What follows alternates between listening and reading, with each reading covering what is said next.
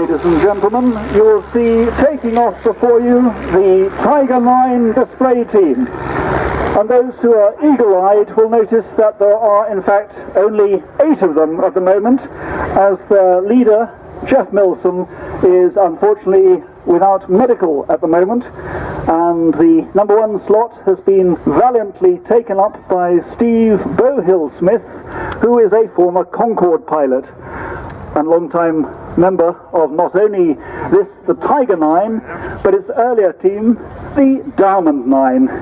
And the Diamond 9 team was formed almost exclusively of Concorde pilots.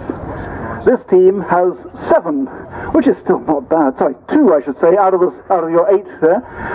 What I was going to say was that the aircraft were, the de Havilland Tiger Moth was built from 1931 to 1945, and although 8,600 of them were built, no less than 3,200 were built by Morris Motors in Cowley in Oxford.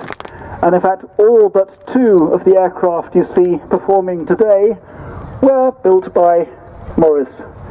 Now, having taken off, they formed into 3 Vics, which as you can see is a V formation with a leader in the center and wingmen diagonally behind them, left and right.